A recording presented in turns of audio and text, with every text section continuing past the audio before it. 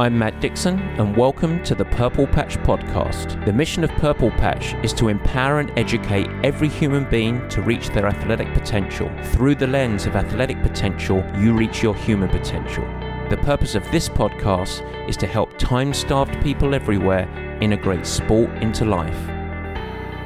Hi there, Matt Dixon here, and guess what? We care about performance. We want you to get faster, amplify your health, and help you do the things that you love to do as long as you can. And so does the team at Inside Tracker. And with the insights that you receive from their biometrics gathering, as well as the counsel from their team of performance experts, you manage to get the precise focus that you need to get the most out of your efforts that you're putting in. All you need to do is head to insidetracker.com/purplepatch, and you can use the code Purple Patch Pro 20. That's Purple Patch Pro 20, and you get 20% off everything at the store. All right, now it is our very first video podcast. And so we get to say, let's get on with the show and enjoy. I hope you have a good time with it.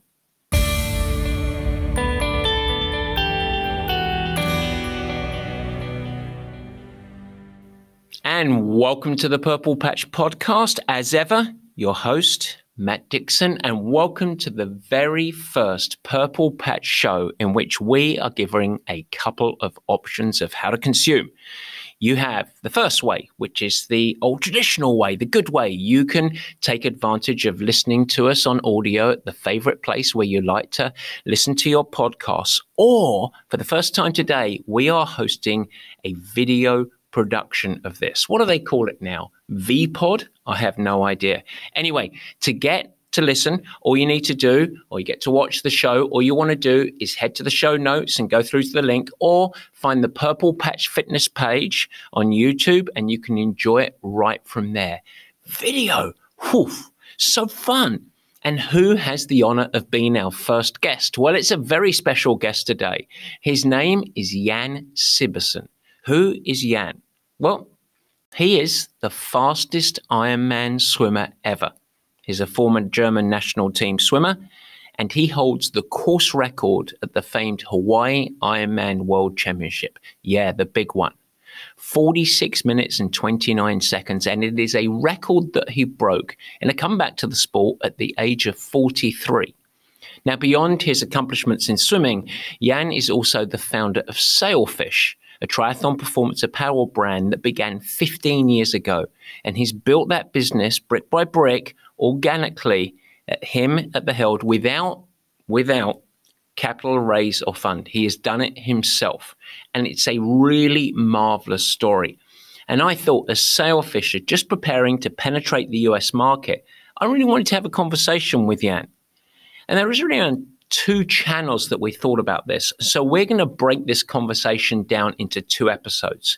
The first episode today, we're going to go deep diving into Jan's background, a real grounding, understand his mission as he went on building up both his educational career, work experience, and his swimming career in pool swimming. And also wanted to do a deep dive into his journey with Sailfish because it is full of lessons. I want to understand how Jan applied a sporting mindset and all of his lessons from athletics to actually building a business, a brand, and a team. And how challenge and adversity throughout sport actually helped him thrive through really tough times in business. And finally, I want to investigate the key lessons that he's drawn from building and leading a business that will be helpful for any leader. And then next week in episode 2, we're going to go deep dive into his 35 plus years of competitive swimming experience. Can we get some information and insights from Jan about swimming advice in open water, overcoming fear in swimming and anxiety? Let's dig into his training and his execution of what it took for him at 43 years of age to break that very challenging course record at the Hawaii Ironman. And there is so much more. So this week, it's performance, it's business, it's building, it's athletic mindset. It's a great episode. Next week, it's one for the triathletes and the swimmers.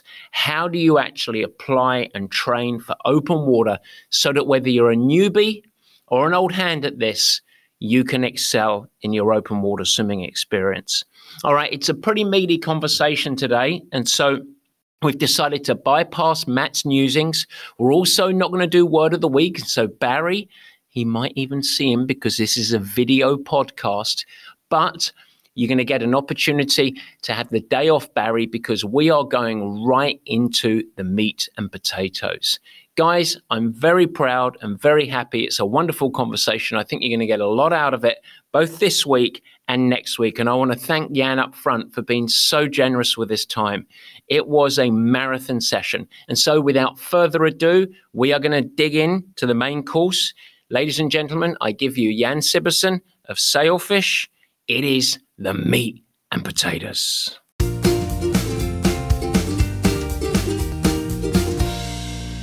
All right, guys, so it is the meat and potatoes, as we like to call it. And as mentioned, we have a very special guest today. In fact, I'm delighted to welcome onto the show Jan Sibbersen. Welcome, Jan. Thanks for having me, Matt. It's lovely to have you on the show. And we need to fasten our seatbelts a little bit because we're going to go through a couple of episodes of information here. And let's frame it for the listeners first.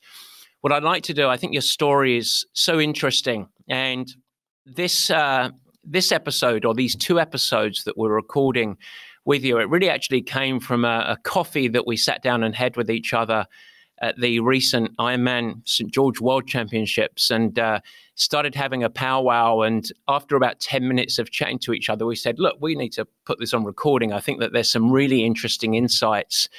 And we're going to try and break it into two parts. The first part, today's show, we're really going to dig into the second chapter of your life, at least professional life, where we're going to talk about your business and your journey with Sailfish. And I think that there's some really interesting aspects to dive into around being an entrepreneur, building a company from the ground up, and some of your experiences and some of your mindsets that you've applied from that from your first chapter that we're also going to dive into a little bit today around yourself as a professional swimmer, a Olympic swimmer, and the course record holder, the fastest swimmer in Ironman racing at the Hawaii Ironman World Championship. But I wanted to also, in episode 2 for next week, we're going to dig in and draw from some of your experience in swimming and provide some insights, recommendations, and advice for people that are looking to improve in open water swimming. You have a wealth of experience in that. So we've got a lot to get going, I had to get through, and I hope that you are ready and you don't mess this up. And I'm sure it's going to be a really interesting conversation. So if you're locked and loaded, are you ready to go? It's just like on the race course, right? You're well prepared, and then there's nothing to fear. So it'll hurt at points, right? It'll hurt at some point, at some stage, but I'm ready to go. Happy to chat. You will meet adversity. You will meet adversity, but you will manage through. So let's start off, as I'd like to do with every guest. And I want to ground ourselves, our listeners, and give me just a little bit of a background on you growing up, where you grew up, your family, maybe your schooling, stuff along those lines. Yeah, so it all started in Germany, actually in Bavaria, northern Bavaria, back in 1975 when I was born. Went to school there. Started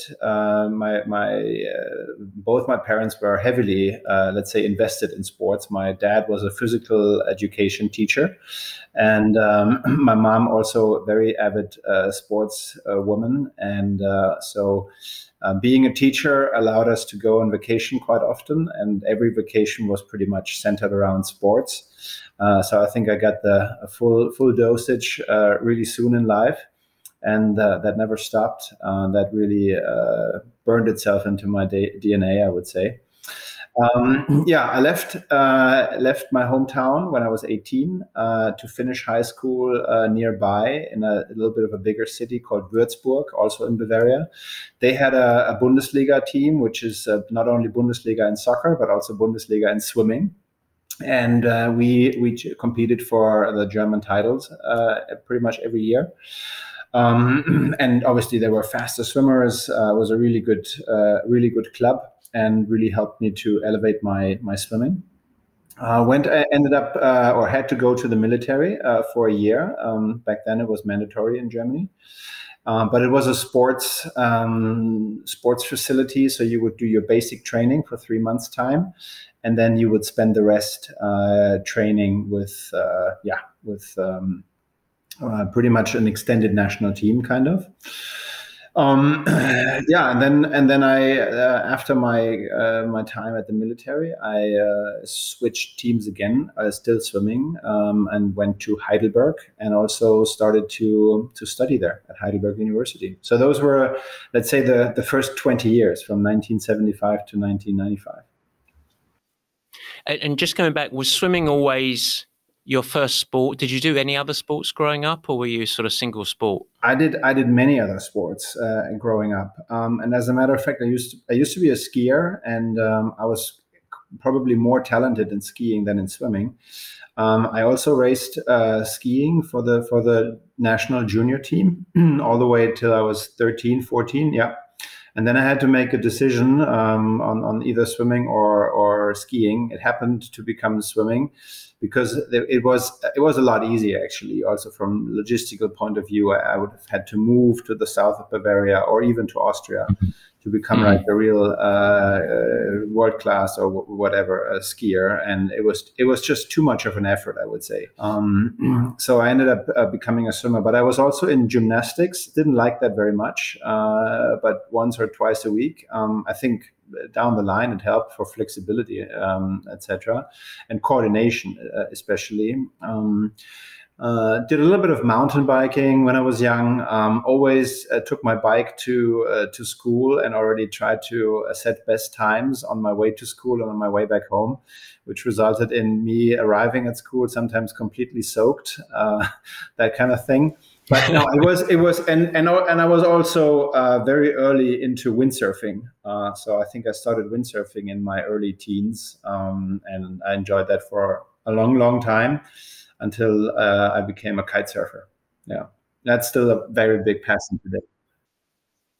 That is such a casserole of different sporting experiences. I mean, the difference with skiing to gymnastics, but it's that whole body coordination. So let's come back to the ultimate path, swimming. And why don't you give us a sort of 2-minute synopsis of your pool swimming career? Because I don't think a lot of people realize, but you actually went all the way up to the very top level, making the Olympic team, yeah? I didn't quite make the Olympics. I swam Olympic trials. Yeah, so Olympic trials. That's right. I swam trials. I took 4th place at trials, and you have to be second in order to make it. Back then, there were some really hot guns out there. Jörg Hoffmann, Steffen Zesner, those guys might ring a bell for the swimmers amongst your listeners. They swam 15 minutes in the 1500 free, and Jörg Hoffmann even 14:51, I believe, in Perth back in the days. So my best times, so I was national team for 10 years, junior team, national B team. I swam Europeans, I swam Worlds, and best times were back then 1:52 in the 200 free, a 3:56 in the 400 free, and a 15:47 in the 1500. So this is long course meters. Yeah, I was back in the days, that was okay. Today, you're just getting laughed at. Well, it's funny. Our swimming careers were somewhat parallel in many ways. I was not a distance freestyle. I was a breaststroker and IMA, but the folks that I competed against at Olympic trials were Adrian Morehouse and Nick Gillingham, who were the Olympic gold and silver medalists at the time. So my chances of making the team were pretty slim. But I was just, I think it's just that level down. There's that at the top of the pyramid. There's that extra little area, and I just looked up and thought, I'm not quite that good, and which is great, but no, that's very interesting. It seems like we're parallel, and obviously very similar in age, so we went through the same experiences. I think I'm going to ask about your training regime in swimming later in the show, but I want to now dig into your transition into triathlon, and what was the catalyst for you to take up triathlon? How did that journey occur, and the transition into open water swimming ultimately. Yeah. So maybe just one more note on the competitive swimming in the pool, and you're sitting there pretty much on top of the game, let's say in the final of a national championship, right? And there's 8 guys on the block, and then you take 4th place or 5th place or 3rd place.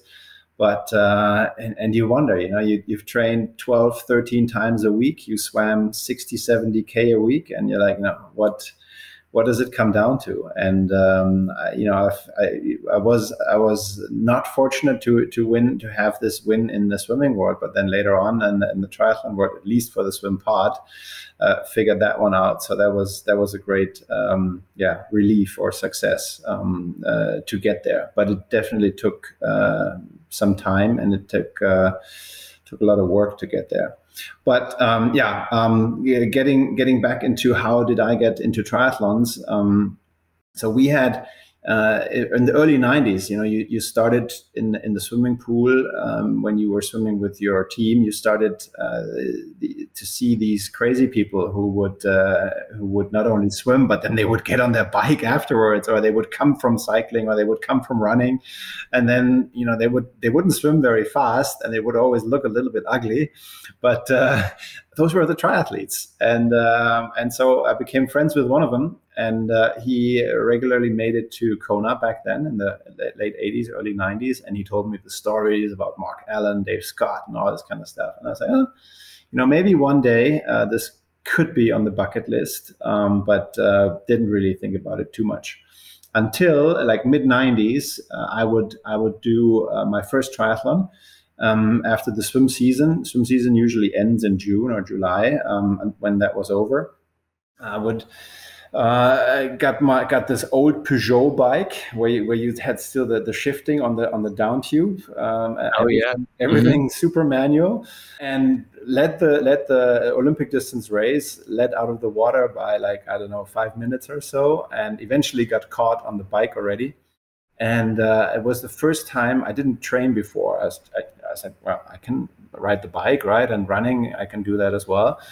And I remember in T2, when I started to run, my knees, it felt like somebody was sticking needles into me. And I was like, how can you possibly enjoy this? This is so painful. But it was also the first time I did this brick thing of riding and running. So I did another race like a week later, and it already felt better. And I enjoyed it. I mean, that's how we all end up in the sport, because we love it. Sometimes more, sometimes less. And I said to myself, hey, let's maybe this is something for when my swimming career is over.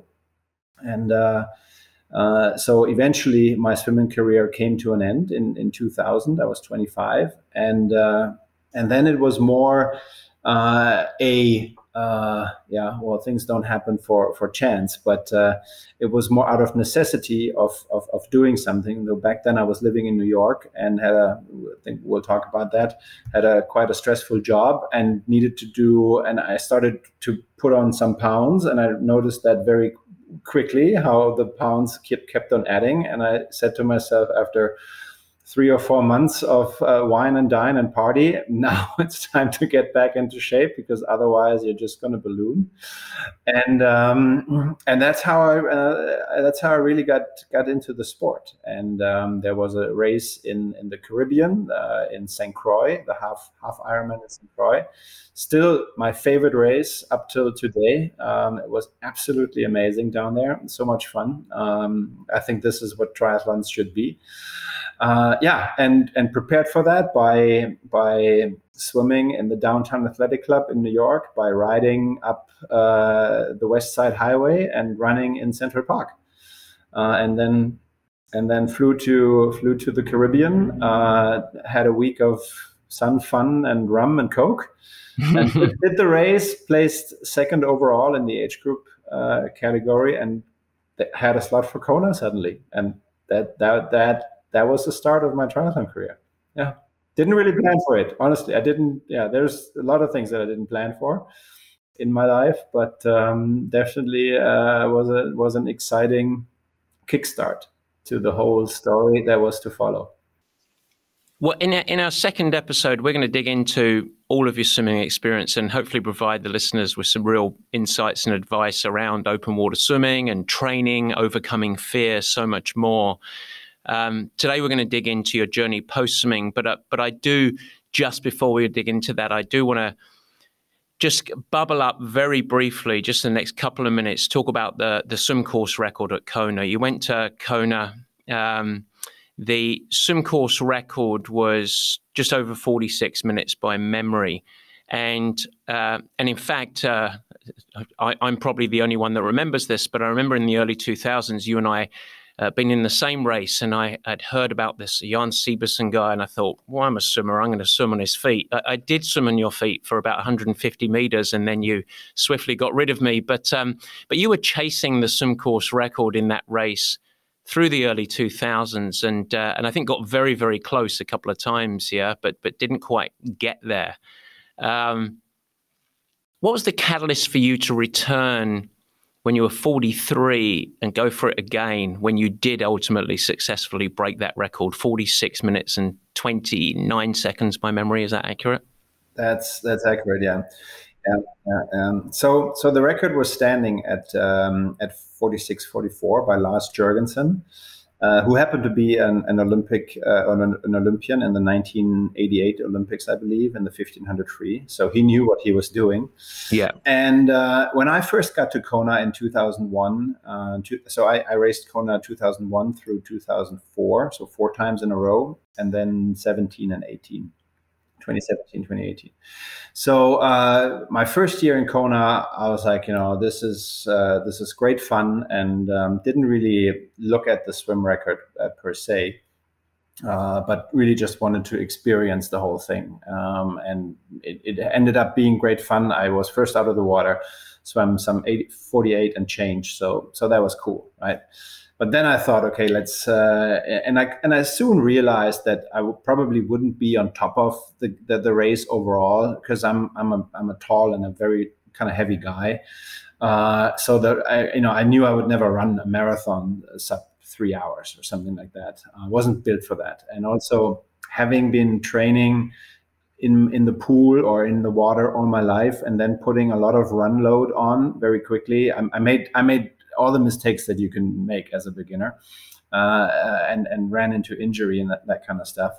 So that was why am I saying this? Why am I telling you this? Is because that was the reason I said, look, I got to focus on the things that I can achieve, or that are reasonable for me to achieve. And one thing that would be really cool to have the swim record in Hawaii.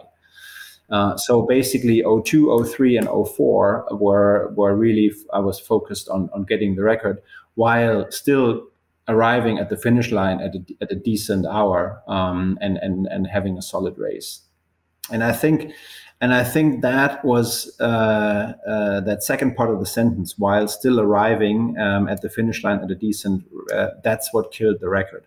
Because I think if it's, number one, there's so many variables that have to come together in order to be able to break that record.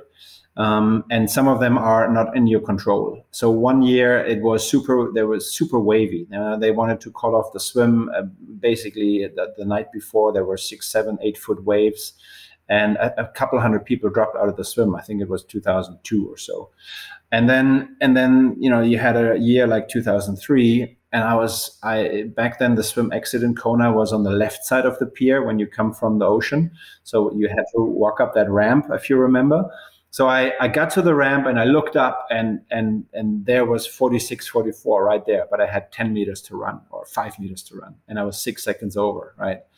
And then I think in the last time I tried it in 2004, similar situation. I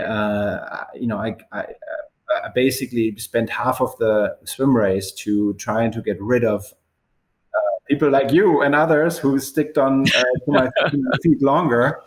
But it's so counterproductive for your overall performance, because if you go too hard in the beginning, you build up all that lactate, and it's gonna really hurt you towards the end.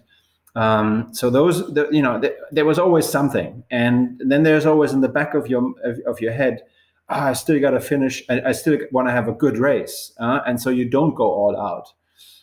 So I came back in, and then I buried the whole topic because in 2005 I didn't qualify anymore. In 2006 I was already starting Sailfish, thinking about starting Sailfish, and then there is 10 years of growing the business, growing the brand.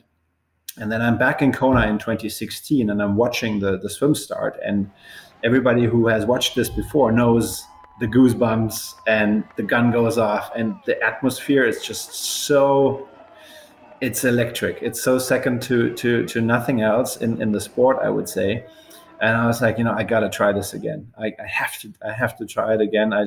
Otherwise, I'm not being honest to myself. And needed 2 attempts for it to work, but it was that 100% dedication just on that, right? I knew, okay, I have to finish the race in order that the record counts.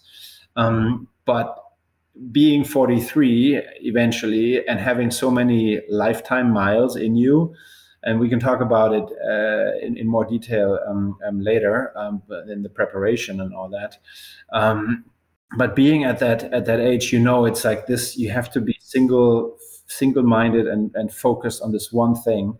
Otherwise, it's not happening. And then all the other circumstances played out well, and there it is, 46 There minutes. it is.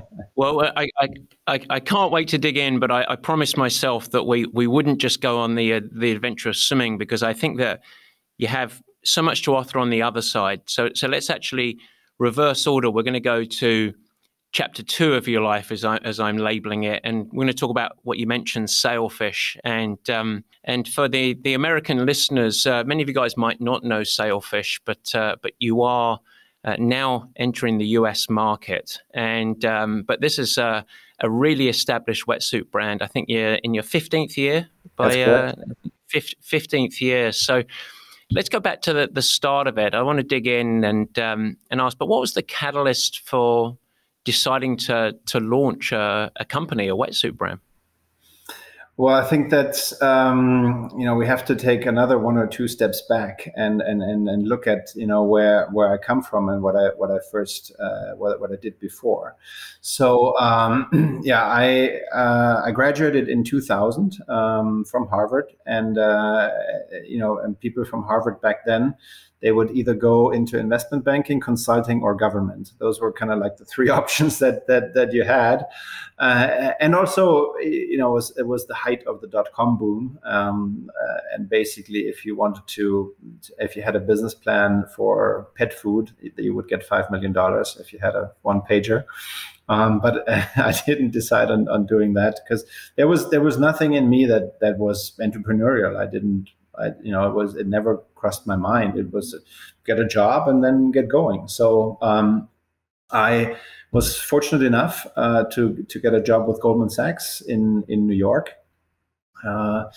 and started there in the wealth management division. Worked there for a year with high net worth individuals. Super interesting. Learned a lot about how to do business and just how to conduct yourself in the world of business. It was very, very good learning experience. Moved on then to the Goldman Sachs office in Frankfurt, switched divisions, worked in the equities division, and sold US equities to German institutional investors. Completely different than the private wealth area. Tough hours because you'd 2 or 3 times a week you'd have to stay until the market closes in New York. But again, very, very intense environment, but very, very instrumental to building a skill set for life, for later on.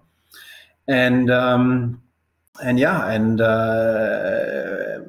then, as I said earlier, I ended up doing this race in St. Croix and doing Hawaii.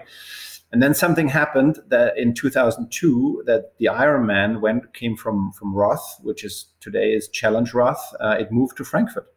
And here I was sitting in one of the tallest buildings, office buildings in Frankfurt. And my boss reads the paper and he says, "Jan, the Ironman is coming to Frankfurt. You have to do the race. And I'm like, I thought, we're going to make some money now. And this is all, no. You have to do this race. I can see it in your eyes. You're passionate for this. You have to do it. I went back and forth, and I was 27 at that time.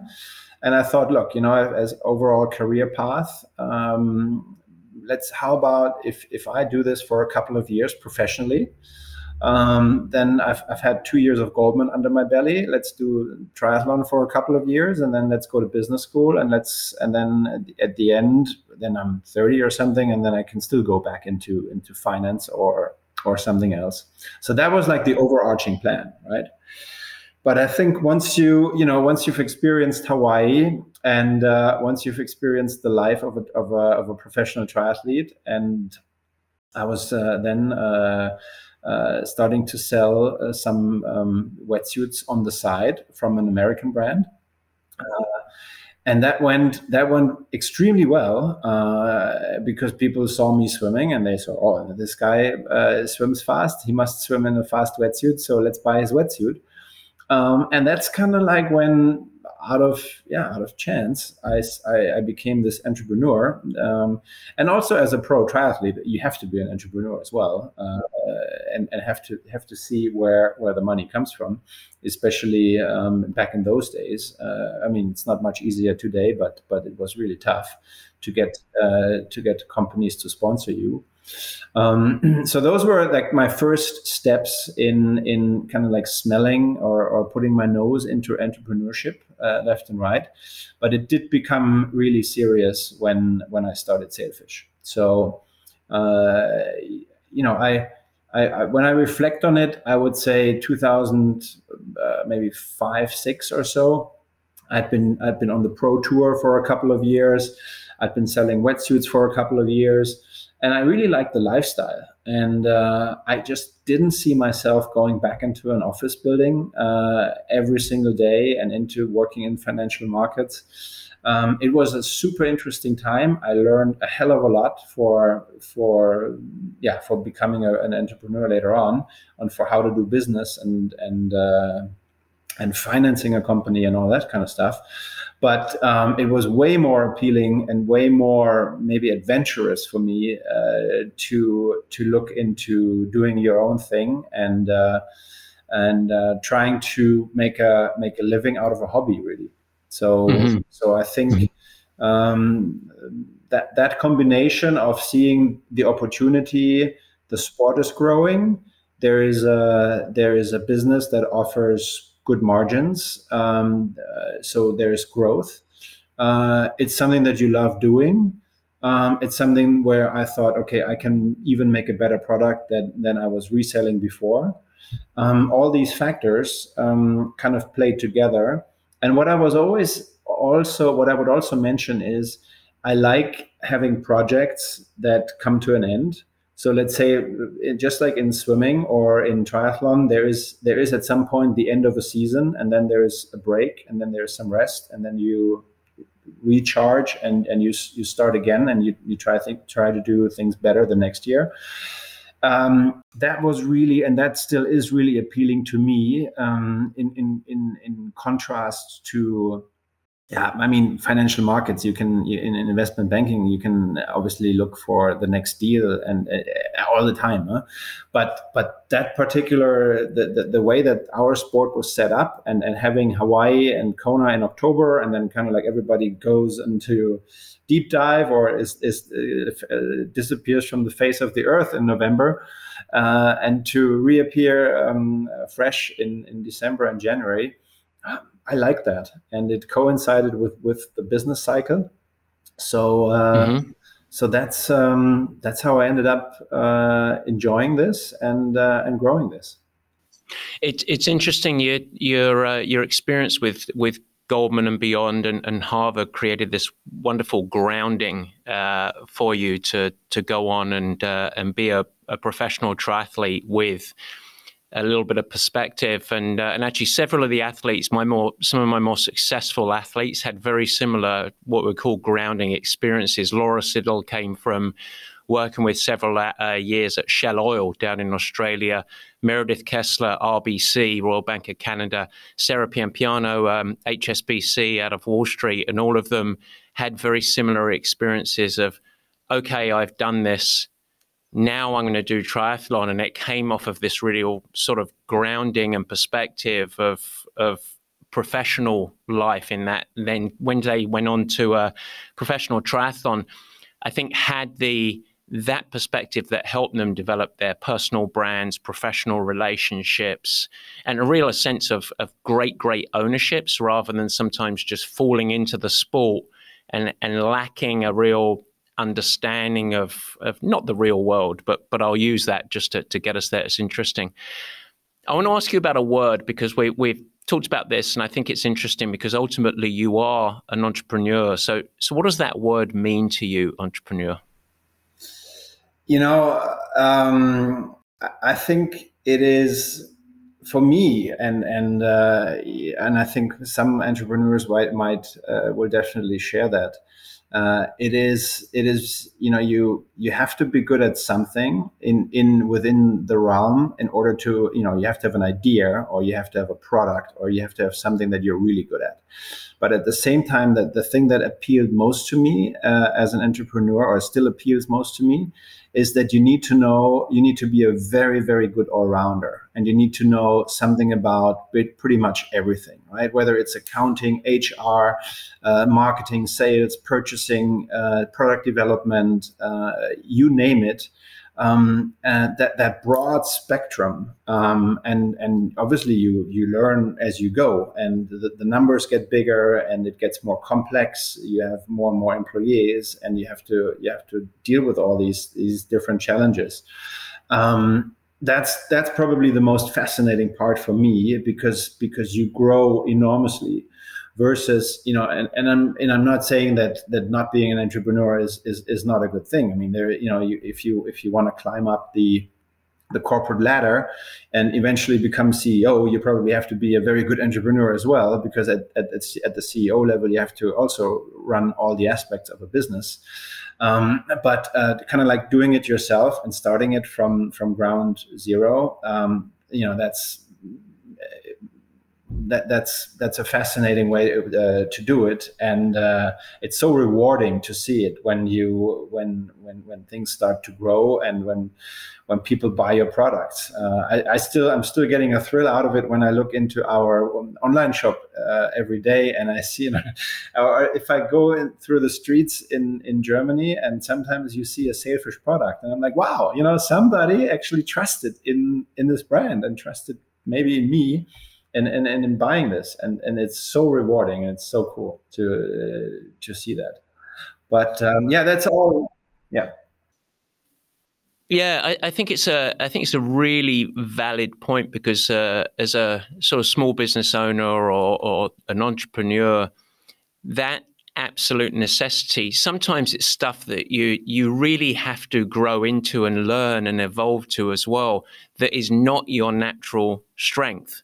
And, you know, who loves HR or dealing with tax and accounting and everything, but you actually have ultimate ownership and accountability for that. It's always growth, and it's really quite challenging. And in many ways, I think that's one of the purities of triathlon, bringing it back, is that it's multi-sport, and most people that do it have a weakness of which, in order for them to move their performance needle, they have to lean into that weakness and grow in that area. So there's this really nice analogy of very nice of growing. Yeah, yours was running, mine was running. It was my weakness, and I had to find a way to improve. And now that sort of running Purple Patch, there are a whole bunch of areas that's like, I would never have done this if I was just you know, under somebody's wing instead, and doing it myself, which I think is interesting. Which leads me to another question. One of the first questions I had for you, actually, as we were sitting down and having that coffee, because you came from Harvard, you had this runway, you've Goldman Sachs, you're starting a consumer product, and when you launch a company, consumer product company especially, I would imagine many business owners immediately heading out thinking, okay, external funding, let's go and raise the capital, let's give me the big runway and let's go and do it. and you decided to go on the journey of organic growth. Let's call it brick by brick. So that to me is fascinating. You literally did it, have done this on your own. That you did not take external capital. So how did you decide on that route to build it organically? Well, I mean, nowadays, almost becomes a philosophical question. Nowadays, there's so much talk about sustainability and, caring for the planet and all that sort of stuff. And then you look at the world of finance, you look at the world of startups, and again, it all exists for a reason, and some of it is great, others sometimes it's not as great. But a big focus I would say in the past 10, 20 years, and especially when I look at the startup world, it seems to be the getrichquick.com or whatever you want to call it, right? And there is enough people who get rich and get happy with it as well. But oftentimes how sustainable is what they're doing, and oftentimes I see it with brands. They come and they go, and they get sold a few times, and then they fly high, and then 2 years later they're gone, completely gone. Yep. So and it comes with the forces of investors. Obviously, there is different sorts of investors. There is the ones that are always sitting on your shoulder and nagging you, and then there's probably the more relaxed ones, and then there's, in my case, no investor at all, where for me. And I'm, going forward, maybe I'll need some funding at some point. And I think if you wanna grow it big, you will have to have that discussion sooner or later. But up to this stage, I managed to grow it organically, and by just essentially always reinvesting. But I always liked.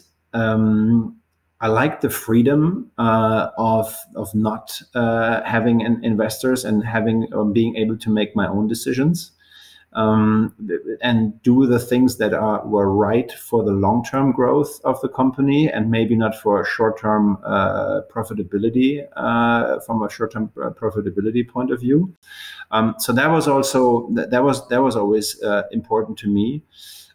Secondly, I also believe that sometimes if you don't have that stress and that pressure from investors, I think it's better for creativity sometimes, I would say, because you can decide yourself at the pace that you want to grow, or that you want to look at opportunities left, right, and center. For example, I mean, I got into the stand-up paddleboard business before everybody else did. And back at that point, I would have needed capital in order to make it a viable business. But I started it in 2010. I started producing stand-up paddleboards, and it didn't work out because I didn't focus too much on it. But is it something that I would have been able to do if there was investors there? Yeah, well, you'd have to convince them and all that, and then there would be a talk. Are we deviating from our core strategy, and so on and so forth. So I think creativity plays a role in that decision of growing organically as well.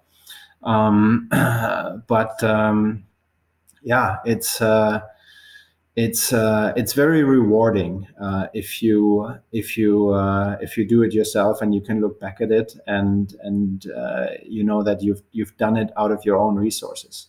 It's a really, really nice feeling. I understand it's not possible in many startups because the starting costs are so high. But back in the days, and also if you experience that, and that's probably the biggest challenge. If you experience super strong growth, then you have to finance it, and you have to find a way to get these funds. And of course, I have a credit line with the bank, and I usually order my products first, and then I go to the bank and I said, guys, have to confess something. I got to pay for these orders. And then they say, oh, what could go wrong? I say, well, worst thing that can happen is you end up with a lot of wetsuits in your bank.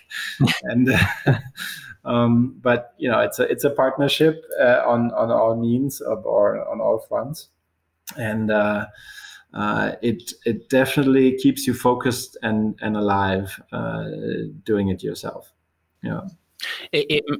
It's funny that you mentioned that you're basically in control of your own destiny of growth in many ways, owning it yourself. But have there been times? I guess two questions. Have there been times where you feel like the lack of external capital has held back the opportunities for growth? I guess the stand-up paddle boards is potentially one example. The second, have you navigated times of real emotional and practical financial stress with the business at all, or have you just built it really incrementally? Well, I mean, looking at the situation right now, right? I'm coming to the US. We're doing a 3 months road trip across the entire US from San Francisco all the way to Boston, and I'm looking at this beast, at this country, and I'm looking at this sheer size of it, and I could think, okay, I could do something here, there, and then there is warehousing, logistics, all this kind of stuff. And yeah, there are huge capital restraints. And if I had another $1 million, I would know where to put it. But I still believe it's doable. It'll take a little bit longer, but I have a feeling it'll be more sustainable, and it'll be healthier to grow it from the ground up. And I think we'll be around much longer than just throwing a lot of capital at it, trying to get some sales, and then only realizing a few years down the line, where is the profitability? And I see it with other players in the market, where I say, there's no way you can be profitable by the things you're doing.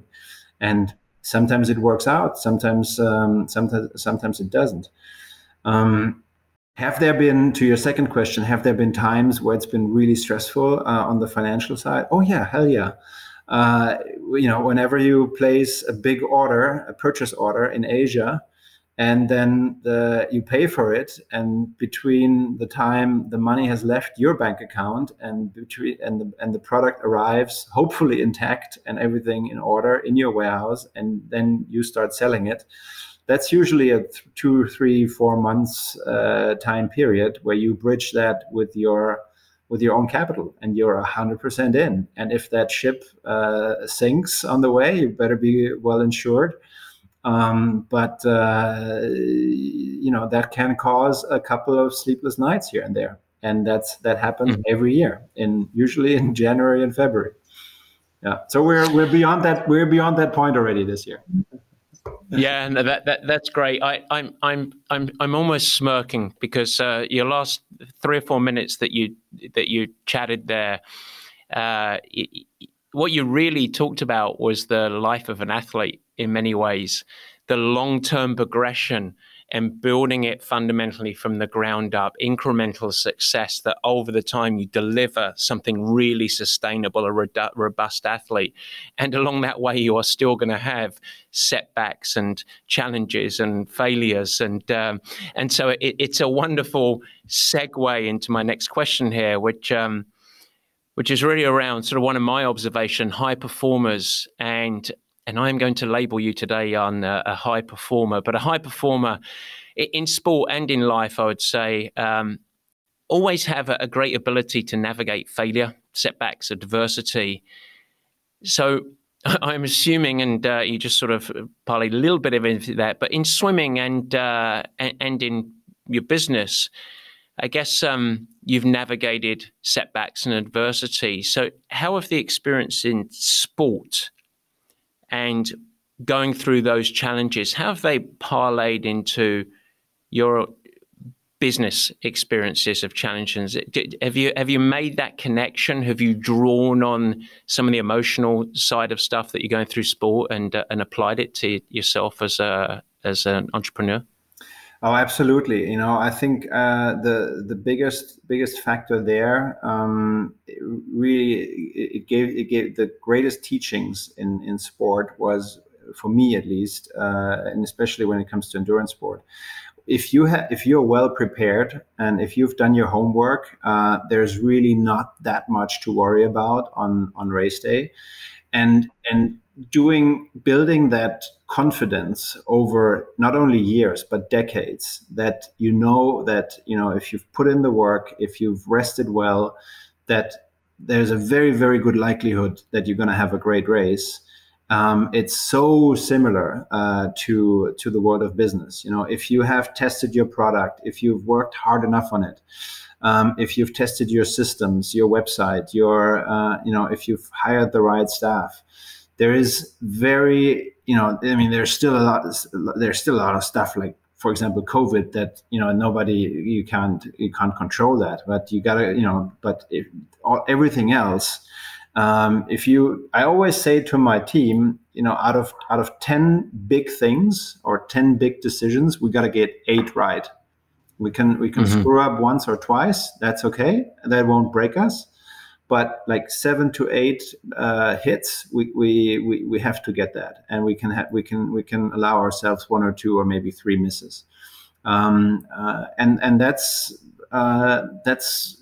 we've had to deal with tons of problems, and you encounter problems, smaller ones and bigger ones, on a very frequent basis in business. But there are these days when you realize, damn, that's a big problem now. Like we're like in big trouble, and how do you solve that? And I think then, you have to keep calm and remember that it's and maybe also in steering the business, not taking risks so big that they can completely shut you down. Those would be stupid risks to take, right? But so mitigating the risk is a very important task in my daily business now, so that we're not exposed too much on any front, and that can be hiring a second person for a job just to have a redundancy if somebody doesn't show up or leaves the company or so. Those are factors beyond product. But it's so strikingly similar to the athletic world, what you're talking about. Absolutely. You talked about team there, and I want to stay on the mindset a little bit, and the mindset and the traits around high performance. Something that I'm really passionate about. You as some of your own traits in mindset in sport. What do you think the biggest one? We've just talked about the ability to navigate adversity. What are some of the other traits that you really bring to your journey of guiding Sailfish? What are some of the traits in the mind? Yeah. I think when it comes to building a team, for me, when you run a small business, just like you, and you have a team of 10, 15 people, I think you have to make sure that, at least I ask myself that question before I hire someone. Would I go out in the evening for a beer with that person who is supposed to be on my team? So that's actually one of the first questions that I ask myself. And if I'm skeptical about that, I usually don't end up hiring the person, because you're so close to each other in a small business, and we still need a lot of all-rounders. So everybody still has their areas, whether it's marketing, product development, or whatsoever. But what I said before, somebody goes on vacation and you might not have 2 people on that one position. So somebody's got to jump in. And so naturally the team needs to be very close. And there needs to be a common denominator of mutual understanding and also comfort. I would say. So that personal level is super important to me. And yeah, I mean, when I became an entrepreneur, I had zero idea of HR, and I made a lot of mistakes in the beginning. I still make mistakes. At the moment, I don't think I may. I think we have a great team together. You always think that until somebody leaves for one reason or the other, but I found that to be one of the most important factors in putting together a good team in the business. Yeah. That's great. I want to talk about a subject that's I think really important for the times that we find ourselves in, which is stress. A lot of people, in fact, a lot of leaders I know, but employees as well, are navigating really turbulent times in the world, obviously the last 2 years, and it's been very challenging. And as we sort of are collectively emerging back into what we might call the real world, it's change again. We've all sort of adapted to being at home, and now we're going back out in the world. Goodness me, you're going all over the US on your roadshow, and but there are times that are high stress. You've competed on the high stage. You own and operate a business that we've already talked about. You have to navigate high stress, and so I'm really interested to know how you see your relationship, how you view those times of high discomfort, high stress. How do you approach that as a leader, and how do you manage it? Well, first of all, I think that everybody knows that when it gets stressful, usually the real character comes out, and things can become a little bit more edgy here and there. But I think one of the most important lessons for a leader, or for myself, is you need to be able to steer the tempo or the speed of a team. So I think when there is quieter times, you also need to, you need to let go, and you need to let them do what they want to do, and everybody needs to relax a bit here and there. And then, so that, when there's more stressful times, you talk to your team and say, look, this is going to happen now. We're going to get through this. It's going to last for 4 weeks, 6 weeks, maybe even 2 months or so. But it shouldn't, if it lasts for too long, you probably need more people. I mean, or you got to relook at other factors. But, usually stress comes over a halfway definable period of time, and if you can balance that, or if you can navigate the tempo of stress, I think that's already half a winner, right?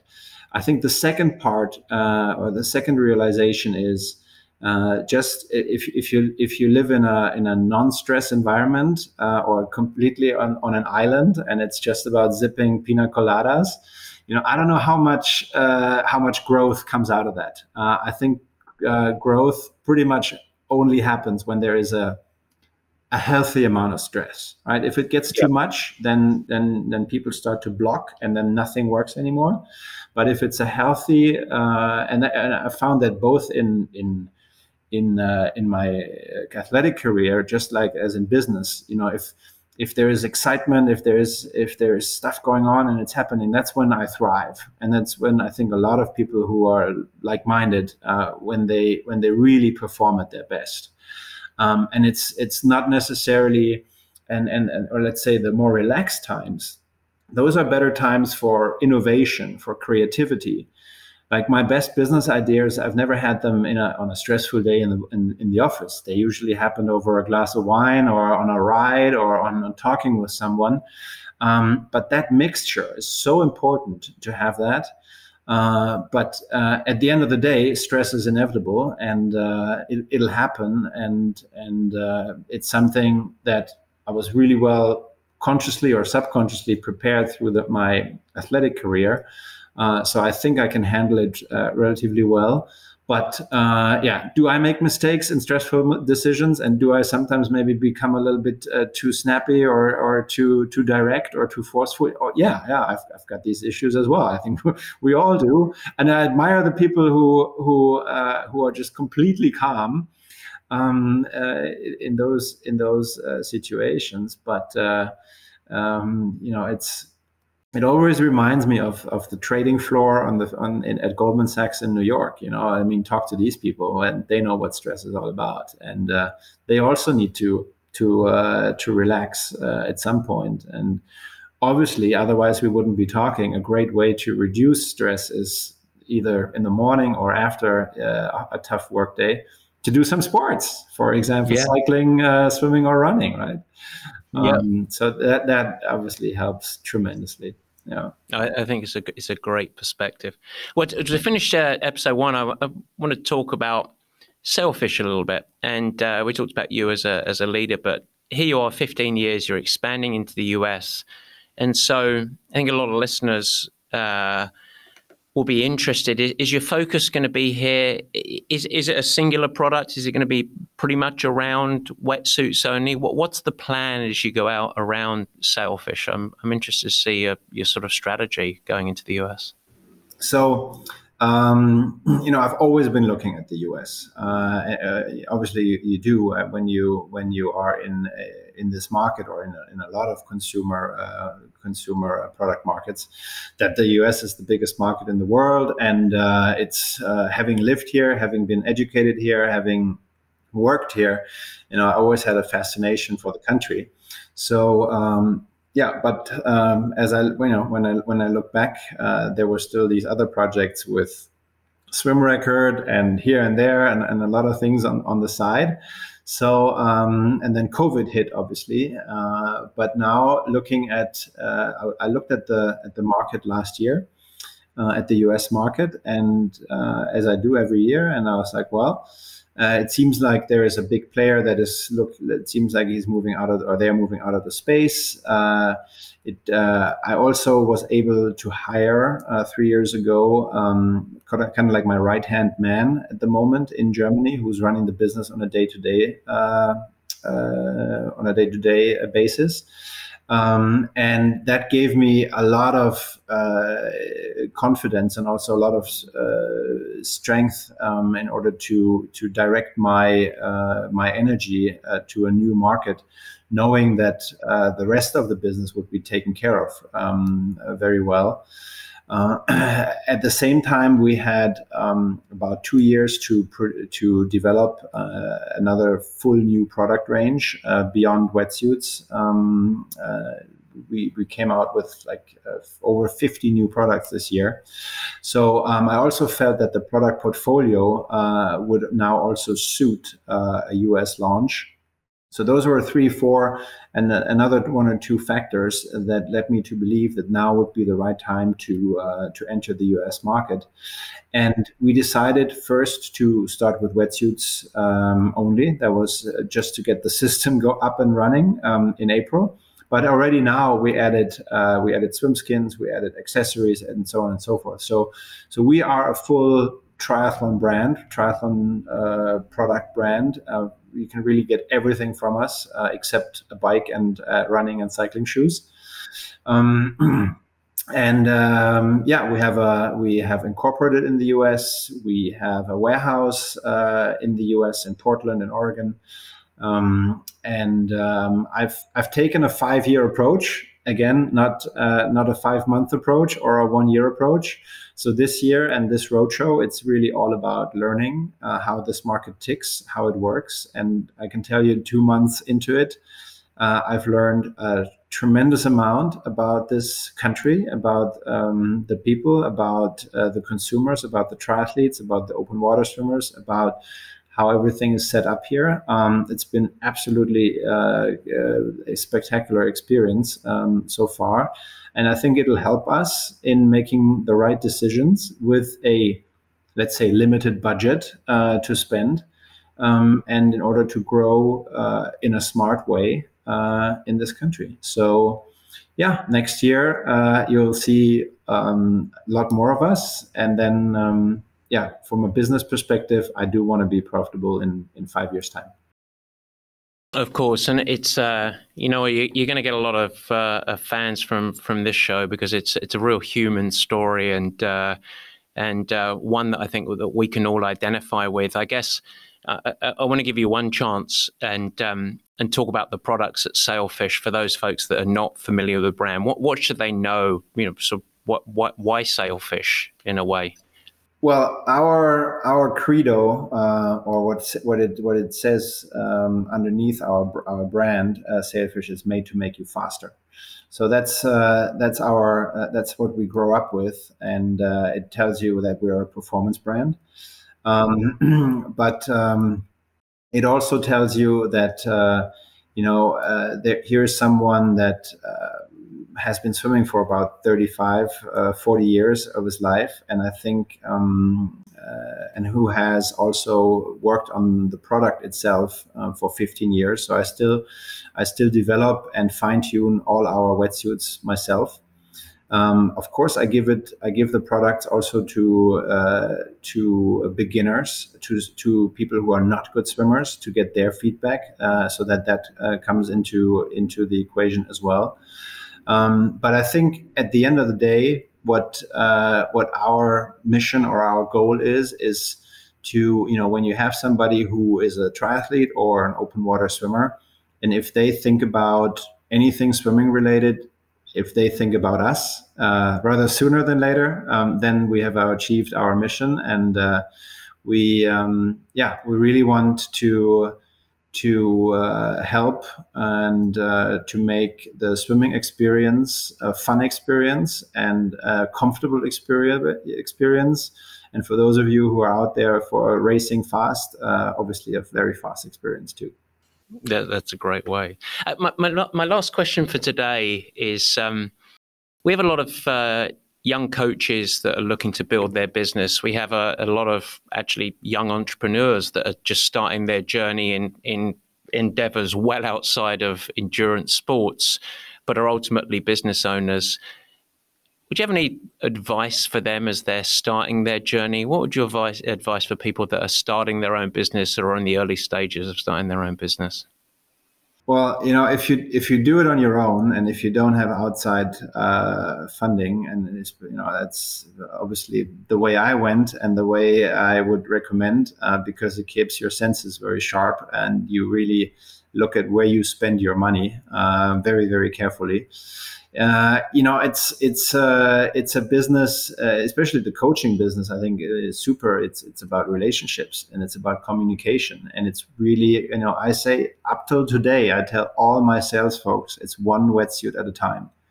We're not selling bulk. We're not selling 1,000 wetsuits at a time. We're selling one at a time. And it goes in communication goes such a long way. Talking to people, following up with people, being reliable. Being sincere, paying your bills on time, and also every week take a step back from the dance floor and go into the stands and look at what you're doing. Try to reflect on what you're doing. That I think is really important, because you can get caught up so much in the day-to-day business that you lose sight of the overall goal. And a good friend of mine, he once told me the CEO of a company does not work in the company, he works alongside the company. And I think that's a very, at some, maybe not in the beginning stage, because you don't have anybody who does the dirty work, so you have to do it yourself. But at some point, it is so important to take that step back and to look at your organization and look at it from the outside. Try to put yourself onto the outside of things, and you'll see a lot about what you should be doing. And usually, then yourself what you need to do. And So, I mean, somewhat on a parallel path. I could not agree more. And in fact, sort of trying to rise up a little bit myself and get out the weeds. But we don't talk about obviously one wetsuit at a time, but we talk about our athletes as being more than a number. So every athlete has their own journey. And it's very important, no matter how close their relationship is, obviously at the very nucleus athletes, the small number of athletes that are working with me directly, but as they go out to our coaches and then on our squad programs, is every single one of those athletes has their own journey that's really important to them, and they are putting out their trust in us. And so we must build the relationship. And if things do start to go wrong, we need to course correct. We need to support them in any area. So it's exactly the same mindset of it is relationships, and that is a great investment. So it's wonderful. Well, Jan, thank you so much. We're going to take a pause and a break, and then we're going to invite you back next week, and we're going to draw on that 35, 40 years of swimming experience to hopefully provide some really interesting perspective, some storytelling and some advice around helping people, no matter what their level is, get faster. But for today, I want to thank you so much and really appreciate your journey. I also want to offer you best of luck in the journey as you expand Sailfish. You're a great leader, and really thank you for coming on today. Thanks, Matt. I really appreciate the time, and I hope to see and hear all of you back next week. Cheers, guys. Cheers. Thanks so much for listening. This has been the Purple Patch Podcast. If you like what you hear, we'd really appreciate it if you share with your friends and even go the extra mile and head over to Apple Podcasts to subscribe, rate and review the show.